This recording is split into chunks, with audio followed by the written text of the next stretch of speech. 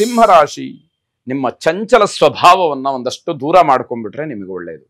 ಅಂದರೆ ಮನಸ್ಸನ್ನು ಕೇಂದ್ರೀಕರಿಸ್ತಕ್ಕಂತಹ ಶಕ್ತಿ ಬೇಕು, ಅದನ್ನು ನೀವು ಬೆಳೆಸ್ಕೊಳ್ಬೇಕು. ಆ ರೀತಿ ಮನಃಕೇಂದ್ರೀಕರಣದಿಂದ ನಿಮಗೆ ಹಲವಾರು ರೀತಿಯಲ್ಲಿ ಒಳಿತಾಗ್ತಕ್ಕಂತಹ ಸೂಚನೆಗಳಿದೆ. ಯಾವಾಗ ಮನಸ್ಸು ಹೋದಂತೆ ನೀವು ನಡೀತೀರಿ ಆಗ ಕಷ್ಟ ಇದೆ ಅನ್ನುವಂಥದ್ದು ಗೊತ್ತಾಗಬೇಕು. ಸಮಯಕ್ಕೆ ಹೆಚ್ಚಿನ ಬೆಲೆಯನ್ನು ಕೊಡಲಿಲ್ಲ ಅಂತಂದರೆ ಅವಕಾಶಗಳನ್ನು ಕಳ್ಕೊಳ್ತೀರಿ. ಯಾವುದೋ ಒಂದು ನಿರ್ದಿಷ್ಟವಾದಂತಹ ಸಮಯದಲ್ಲಿ ಒಳ್ಳೆಯ ಅವಕಾಶ ನಿಮಗೆ ಬಂತು ಅಂತಾದಾಗ ಯಾವ ಕಾರಣಕ್ಕೂ ಕೂಡ ಅದನ್ನು ಮುಂದೂಡುವಂತಿಲ್ಲ. ಆ ಸಮಯಕ್ಕೋಸ್ಕರ ಕಾದು ಕುಳಿತು ಅದನ್ನು ಮಾಡಬೇಕಾದಂತಹ ಮನೋಬುದ್ಧಿ ಬಹಳ ಅಗತ್ಯವಾಗಿ ನಿಮಗೆ ಬೇಕಾಗತ್ತೆ ಅಂತ ಅರ್ಥ. ಕೂಡಿಟ್ಟಿದ್ದಂತಹ ಹಣವೂ ಕೂಡ ಖರ್ಚಾಗುವಂಥದ್ದು. ಹಳ್ಳಿ ಕಡೆ ಒಂದು ಮಾತನ್ನ ಗಾದೆಯಾಗಿ ಹೇಳ್ತಾರೆ, ಕೂತು ಉಂಡ್ರೆ ಕುಡಿಕೆ ಹಣವೂ ಕೂಡ ಸಾಲದು ಅನ್ನುವಂತಹ ಅರ್ಥದಲ್ಲಿ. ಯಾವುದೇ ರೀತಿಯ ಚಟುವಟಿಕೆಗಳ ಇಲ್ಲದೆ ಒಂದೇ ಕಡೆ ಕೂತಿದ್ದು ಸುಮ್ಮನೆ ತಿಂತಾ ಇದ್ರೆ ಎಷ್ಟು ಹಣ ಇದ್ರೂ ಕೂಡ, ಎಷ್ಟು ಹಣ ಖರ್ಚಾದರೂ ಕೂಡ ಅದು ಲೆಕ್ಕಕ್ಕೆ ಸಿಕ್ಕದೇ ಇರತಕ್ಕಂಥದ್ದಾಗುತ್ತೆ. ಪುಸ್ತಕ ವ್ಯಾಪಾರಿಗಳಿಗೆ ಸ್ವಲ್ಪ ಮಟ್ಟಿನ ಲಾಭ ಸಿಕ್ಕುವಂಥದ್ದಿದೆ. ಪುನಃ ಹಣವನ್ನು ನಾನು ಸಂಪಾದನೆ ಮಾಡ್ತೀನಿ ಅಂತಕ್ಕಂಥ ಹುಚ್ಚು ಧೈರ್ಯ ನಿಮ್ಮಲ್ಲಿರುತ್ತೆ. ಅದು ನಿಮ್ಮ ಸಾಮರ್ಥ್ಯದ ಬಗ್ಗೆ ಅಲ್ಲಗಳೆಯುವಂತಿಲ್ಲ, ಇದೇ ನಿಮಗೆ ಸಾಮರ್ಥ್ಯ. ಆದರೆ ಮುಂದೆ ನಾನು ದುಡಿತೀನಿ ಅಂತ ಹೇಳಿ ಆಪದ್ಧನವಾಗಿ ಇಟ್ಕೊಂಡಿದ್ದಂಥದ್ದನ್ನೂ ಕೂಡ ಖರ್ಚು ಮಾಡಿಬಿಟ್ರೆ ಮುಂದೆ ಏನೋ ವ್ಯತ್ಯಾಸ ಆಯಿತು, ಆಗ ಏನು ಮಾಡಬೇಕು ಅದು ಮನಸ್ಸಿನಲ್ಲಿರಬೇಕು. ಸಂಕಷ್ಟಹರ ಗಣಪತಿಯನ್ನು ವಿಶೇಷವಾಗಿ ಪ್ರಾರ್ಥನೆ ಮಾಡಿ ಶುಭವಾಗಿ. ಕನ್ಯಾ ರಾಶಿ, ನಿರಂತರವಾದಂತಹ ಆದಾಯಕ್ಕೆ ಯಾವುದೋ ಒಂದು ಮೂಲ ದೊರಕುತ್ತೆ. ಬಾಡಿಗೆ ಬರುವಂಥದ್ದು, ಬಡ್ಡಿ ಹಣ ಬರುವಂಥದ್ದು, ಅಥವಾ ಇನ್ಯಾವುದೋ ಮಕ್ಕಳು ನಿಮಗೆ ಹಣವನ್ನು ನಿರಂತರವಾಗಿ ಕಳಿಸ್ತಕ್ಕಂಥದ್ದು, ಕೊಡುವಂಥದ್ದು, ಏನೋ ಒಂದು ಮಾರ್ಗ ಅಲ್ಲಿ ಕಾಣುವಂಥದ್ದಾಗುತ್ತೆ.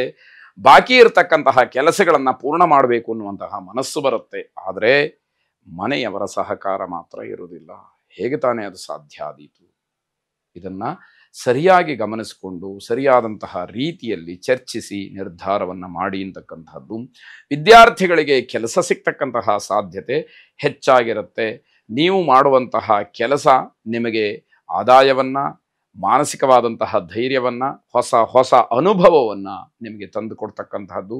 ನೀವು ಕೆಲಸ ಮಾಡ್ತಕ್ಕಂತಹ ಸ್ಥಳದಲ್ಲಿ ಬೇರೆಯವರ ವಿಚಾರಕ್ಕೆ ತಲೆಯನ್ನು ಹಾಕಿ ನಿಮ್ಮ ಗೌರವವನ್ನು ಕಳ್ಕೊಳ್ತೀರಿ. ಅದರಿಂದ ಬೇರೆಯವರ ವಿಚಾರ ನಿಮಗೆ ಬೇಡ.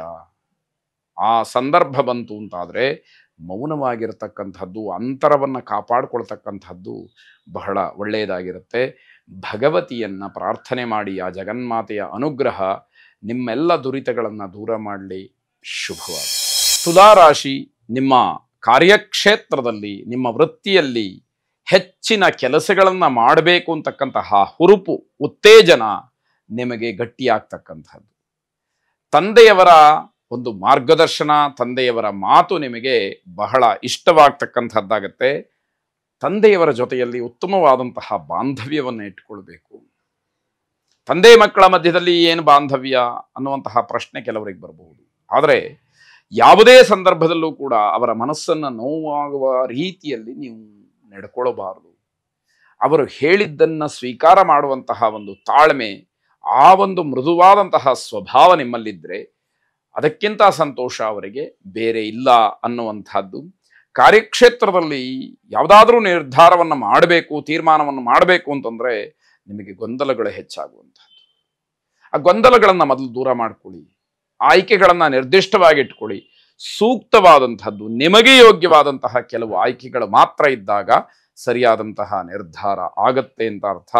ನಿಮ್ಮ ಕೆಲಸ ಕಾರ್ಯಗಳ ಬಗ್ಗೆ ಸ್ನೇಹಿತರ ಜೊತೆಯಲ್ಲಿ ಚರ್ಚೆಯನ್ನು ಮಾಡಿ, ಸ್ನೇಹಿತರಿಂದಲೂ ಕೂಡ ಸಲಹೆಯನ್ನು ಸ್ವೀಕಾರ ಮಾಡಿ. ಆದರೆ ನಿರ್ಧಾರ ಮಾತ್ರ ನಿಮ್ಮದಾಗಿರಲಿ ಅನ್ನುವಂಥದ್ದು.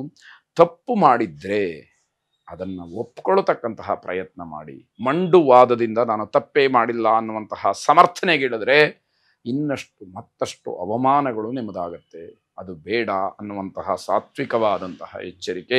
ಪ್ರಸನ್ನ ಗಣಪತಿಯನ್ನು ಪ್ರಾರ್ಥನೆ ಮಾಡಿ ನಿಮ್ಮ ಮನಸ್ಸೂ ಕೂಡ ಪ್ರಸನ್ನತೆಯನ್ನು ಹೊಂದಲಿ. ಶುಭವಾಗಿ.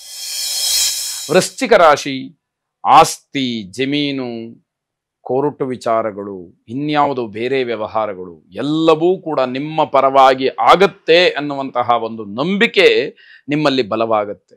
ಆದರೆ ಕಾನೂನಾತ್ಮಕವಾದಂತಹ ಹೋರಾಟದಲ್ಲಿ, ನ್ಯಾಯಸಮ್ಮತವಾದಂತಹ ವಿಚಾರದಲ್ಲಿ ನಿಮ್ಮ ಜಯ ಎಷ್ಟು ಅನ್ನುವಂಥದ್ದು ಗ್ರಹಗತಿಯ ಮೇಲೆ ಅವಲಂಬಿತವಾಗಿರತಕ್ಕಂಥದ್ದು.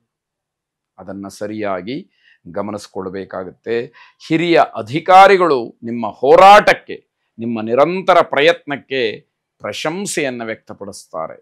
ಆದರೆ ಯಾವ ಮಾರ್ಗದಲ್ಲಿ ನೀವು ಸಾಗ್ತಾ ಇದ್ದೀರಿ ಅನ್ನುವಂಥದ್ದು ಬಹಳ ಮುಖ್ಯವಾಗುತ್ತೆ.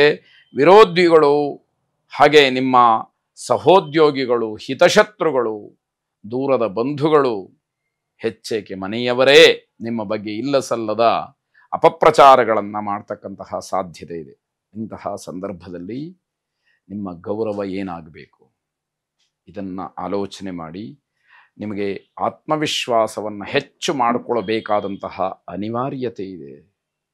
ಯಾರು ಏನೇ ಅಂದರೂ ಕೂಡ ನಾನು ಧೃತಿಗೆಡದೆ ನನ್ನ ಕರ್ತವ್ಯವನ್ನು, ನನ್ನ ಕೆಲಸವನ್ನು, ನನ್ನ ಹೋರಾಟವನ್ನು ನಾನು ಮಾಡ್ತೀನಿ, ನ್ಯಾಯಸಮ್ಮತವಾಗಿ ನನಗೆ ಜಯ ಸಿಕ್ಕೇ ಸಿಕ್ಕತ್ತೆ ಅನ್ನುವಂತಹ ಒಂದು ಮನಸ್ಥೈರ್ಯ ನಿಮ್ಮಲ್ಲಿ ಇರಬೇಕಾಗತ್ತೆ. ಗಂಭೀರವಾದಂತಹ ಸಮಸ್ಯೆಗಳಿಗೆ ಪರಿಹಾರ ಇದೆ. ಹಾಗಾಗಿ ಆತ್ಮಸ್ಥೈರ್ಯದಿಂದ ಮುನ್ನುಗ್ಗಬೇಕಾದಂತಹದ್ದು. ಗಂಡ ಹೆಂಡತಿಯ ಮಧ್ಯದಲ್ಲಿ ತುಂಬ ಜಗಳವಾಗೋದಕ್ಕೆ ಅವಕಾಶಗಳಾಗತ್ತೆ. ಅವಕಾಶ ಮಾಡಿಕೊಡಬಾರ್ದು. ಗಂಡ ಜೋರಾಗಿ ಮಾತನಾಡುವುದನ್ನು ಪ್ರಾರಂಭ ಮಾಡಿದರೆ ಹೆಂಡತಿ ಸುಮ್ಮನಾಗ್ಬಿಡಬೇಕು. ಇಲ್ಲ, ಹೆಂಡತಿಯ ಮಾತೇ ಗಟ್ಟಿಯಾಯಿತು ಅಂತಂದರೆ ಗಂಡ ಸುಮ್ಮನಾಗಬೇಕು. ಆಗ ಪರಸ್ಪರವಾದಂತಹ ವಿಚಾರಗಳು ಬಹಳ ಶಾಂತವಾಗಿ ಇತ್ಯರ್ಥವಾಗಬಹುದು ಅನ್ನುವಂಥದ್ದನ್ನು ಅರಿಬೇಕಾಗತ್ತೆ. ಪ್ರತಾಪ ಆಂಜನೇಯ ಸ್ವಾಮಿಯನ್ನು ಪ್ರಾರ್ಥನೆ ಮಾಡಿ. ಶುಭವಾಗಿ.